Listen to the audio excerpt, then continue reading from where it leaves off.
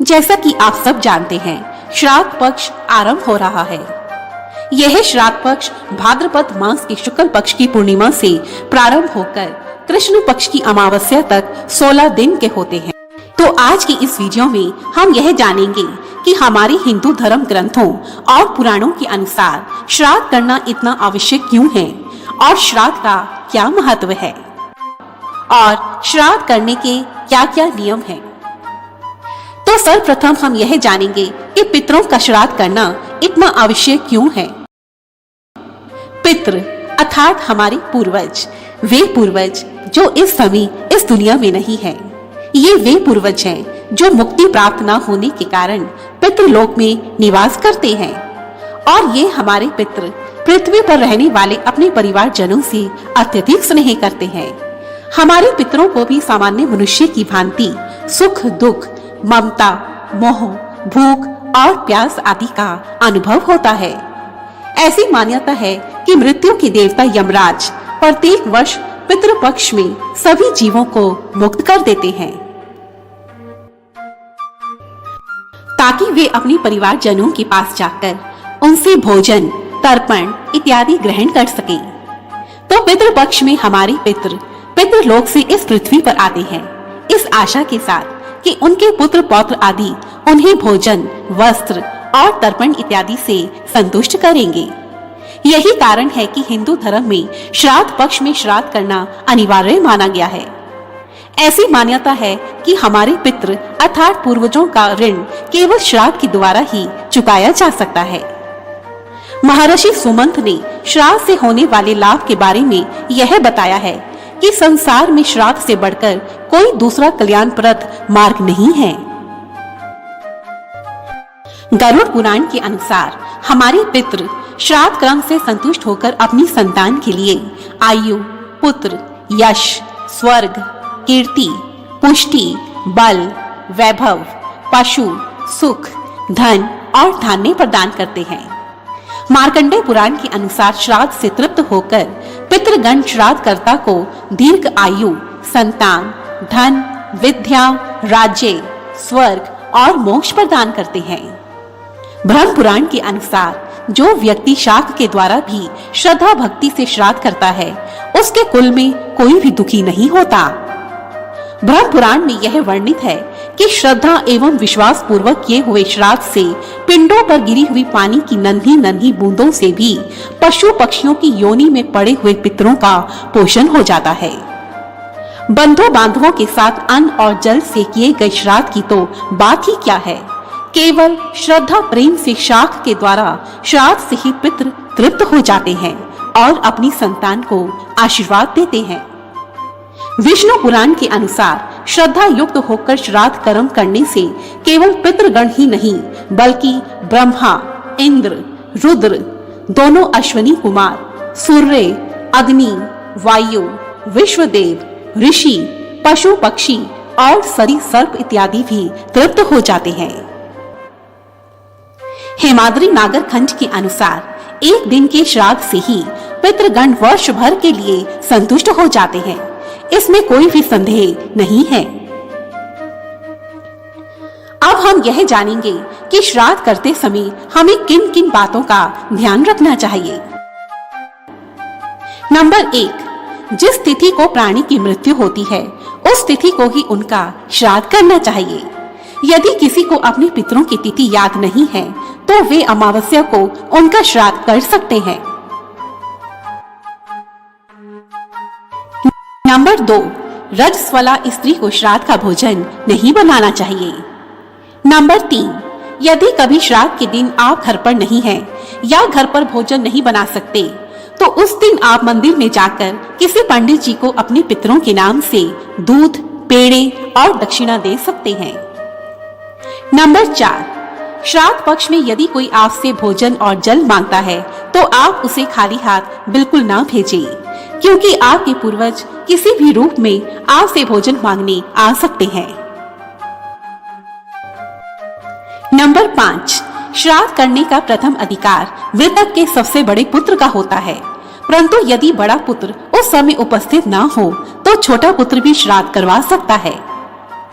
Number 6, यदि किसी का कोई पुत्र ना हो तो उसकी विधवा पत्नी भी उसका श्राद्ध करवा सकती है।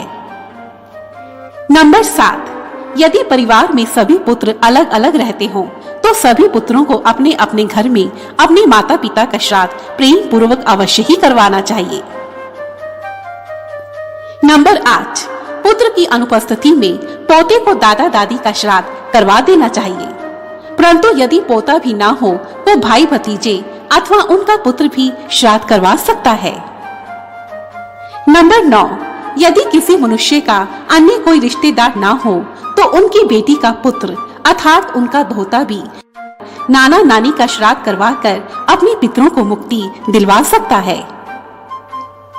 नंबर 10, पुराणों के अनुसार श्राद्ध किसी योग्य ब्राह्मण के द्वारा ही संपन्न करवाना चाहिए तथा ब्राह्मण को अपने पितरों की पसंद का भोजन, वस्त्र और दक्षिणा देनी चाहिए। नंबर 11, श्राद्ध में ब्राह्मण भोज से पहले पितरों के लिए तर्पण करवाना अति आवश्यक है। ऐसी मान्यता है कि पितृ जिस लोक में रहते हैं वहां जल की बहुत कमी होती है, अतः तर्पण करवाने से पितरों की प्यास बुझती है। नंबर 12, ऐसी मान्यता है कि पिता का श्राद्ध अष्टमी के दिन और माता का श्राद्ध नवमी के दिन किया जाता है। जिनकी मृत्यु अविवाहित स्थिति में होती है उनका श्राद्ध पंचमी के दिन किया जाता है। नंबर 13, जिन परिवार जनों की अकाल मृत्यु हुई है अथवा किसी एक्सीडेंट में या आत्महत्या के कारण हुई है तो उनका श्राद्ध चतुर्दशी के दिन किया जाता है। नंबर 14, साधु सन्यासियों का श्राद्ध द्वादशी के दिन किया जाता है और बच्चों का श्राद्ध त्रयोदशी के दिन किया जाता है। नंबर 15, शास्त्रों में यह वर्णित है कि गया, बद्रीनाथ के ब्रह्म कपाल अथवा गोदावरी नदी के तट पर श्राद्ध अथवा तर्पण करवाने से पितरों की आत्माओं को मुक्ति प्राप्त होती है।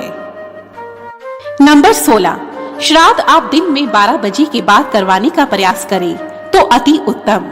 इस समय को कुतुब बेला कहा जाता है।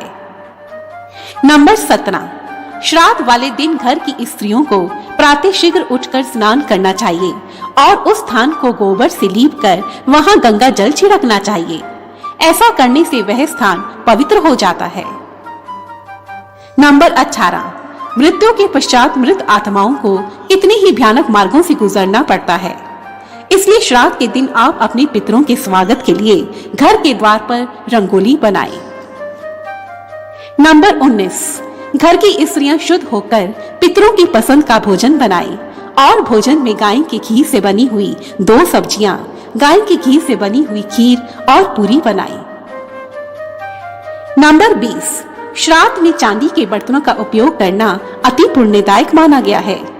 आप कम से कम एक चांदी का बर्तन तो अवश्य लें। चांदी के बर्तनों का उपयोग राक्षसों का नाश करने वाला माना गया है।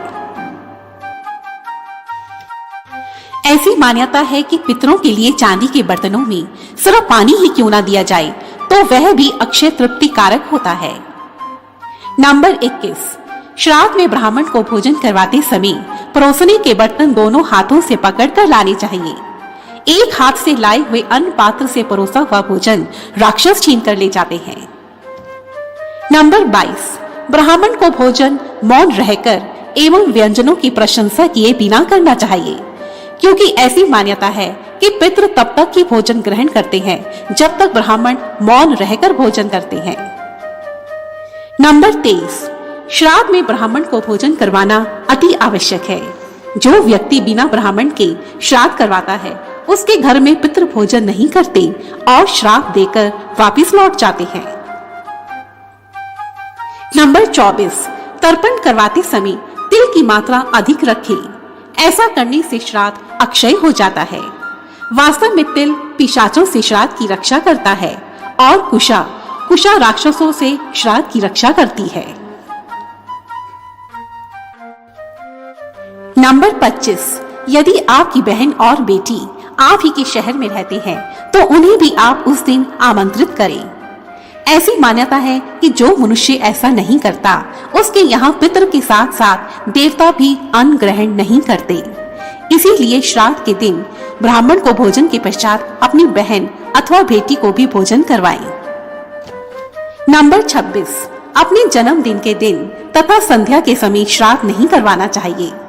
धर्म ग्रंथों के अनुसार संध्या का समय राक्षसों का समय होता है और यह समय किसी भी शुभ कार्य के लिए शुभ नहीं होता।